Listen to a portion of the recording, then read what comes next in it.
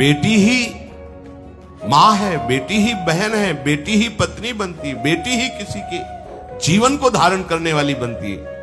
और आपने गर्भ में देख लिया बेटी है, तुम स्वयं मां होकर उसका साथ दे रहे हो उसका नष्ट करने के लिए। हमारी तो बात ही समझ में नहीं आती, क्या बुद्धि भ्रष्ट हो गई। अगर पुरुष का इतना महत्व है तो बेटियां ना हो तो तुम्हारी कौन सी गति होगी, सोचो जरा। जीना मुश्किल हो जाएगा तुम्हारा। तुम पुरुष किस काम के रह जाओगे। तुम्हारा अर्धांग काट दिया जाए तो तुम कैसे होगे। ये स्त्री स्वरूप अर्धांग है। जिस घर में मां बहन नहीं है, स्त्री स्वरूप नहीं, श्मशान जैसा वो होता है। ध्यान दीजिए, ये बहुत बड़ी गलती है जो अपनी बेटियों की हत्या करते हैं। ये वो पाप है जो अक्षम्य अपराध है। स्त्री हत्या करना शास्त्रों में बहुत बड़ा पाप कहा गया है। फिर वो तो बच्चा है, बिल्कुल नहीं। जिनसे हो गया है, श्रीमद् भागवत का सप्ताह मूल संस्कृत से सुनो और भगवान से प्रायश्चित प्रार्थना करो कि हे नाथ, भूल से गलती हो गई, दूसरा कोई उपाय नहीं। ध्यान से समझ लीजिए, तुम्हारे भ्रूण हत्या गर्भ हत्या के पाप को नष्ट करने में एकमात्र श्रीमद् भागवत समर्थ है, दूसरा कोई नहीं। कोई दान पुण्य तीर्थ स्नान तुम्हें क्षमा नहीं कर पाएगा। यह ऐसा महापाप है।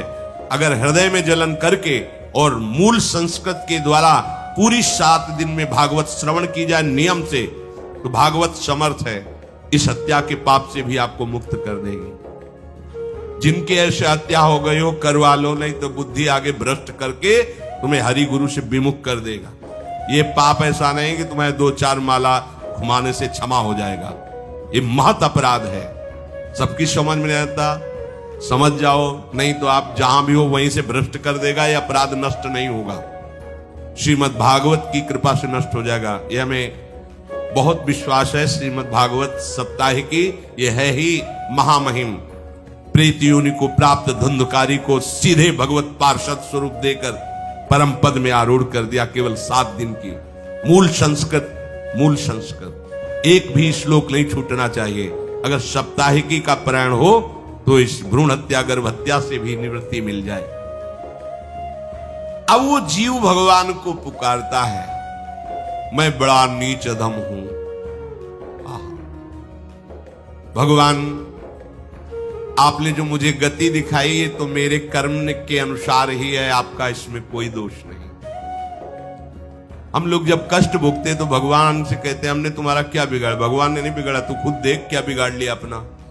करो पापाचरण। अब देखो, हमने तो जीवन में कोई पाप नहीं किया और कितने गर्भ हत्या की है, कितनी खिलवाड़ समझे हो।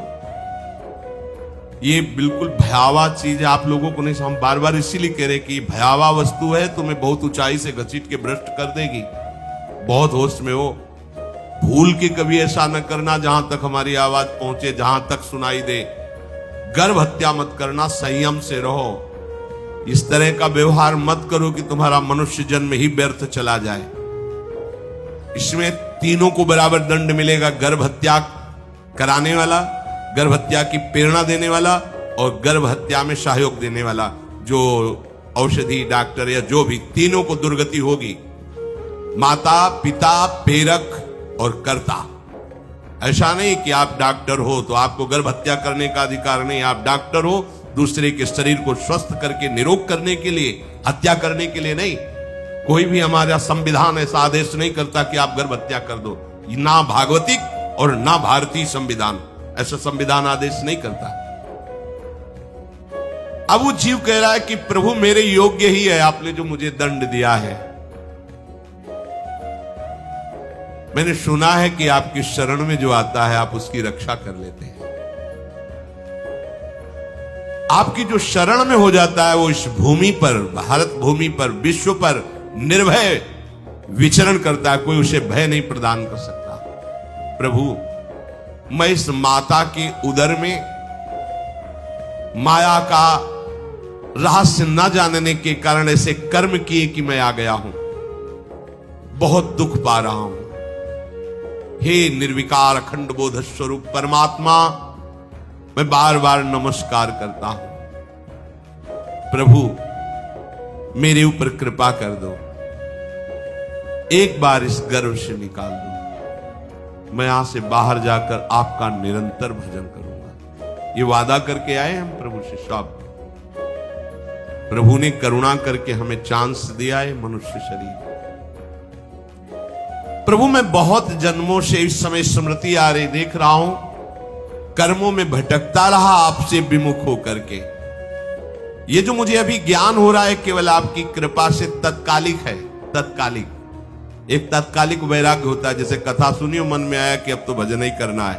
ये तत्कालिक है, स्थायी नहीं है। इसे स्थायी बनाओ। प्रभु आप अंतर्यामी हो, आप सब कुछ जान रहे हो। तीनों तापों की शांति के लिए भक्तजन आपका भजन करते हैं। मैं देहधारी होकर जीव माता के उदर में मलमूत्र से रुधिर की झिल्ली में फंसा हुआ माता की जठराग्नि के ताप से जल रहा हूं। प्रभु एक एक क्षण में यहां विकल होकर केवल इंतजार कर रहा हूं कि किस समय मुझे यहां से निकाला जाएगा। दीन बंधु यहां से कब मैं निकलूंगा। स्वामिन आप बड़े दयालु हो। आप जैसे उदार प्रभु ने मुझ गर्भस्थ शिशु को ये ज्ञान दिया। हे दीन बंधु आप अपनी कृपा से प्रसन्न हो जाइए। प्रभु एक बार निकाल दीजिए। मैं ऐसा भजन करूंगा कि दोबारा संसार के दुख में नहीं आऊंगा। कपिल भगवान कहते हैं, हे माता, वो गर्भस्थ बालक शिशु भगवान से प्रार्थना करता है। भगवान का आदेश होता है, तत्काल प्रसव वायु धक्का मारती है। जे ही प्रसव वायु धक्का मारती तो उसको ऐसा भयंकर कष्ट होता है, जैसा पीछे लिखा है कि जैसे जिंदा किसी की चमड़ी उतारी जाए, ऐसा मां के गर्भ से निकलते समय उसे कष्ट होता है।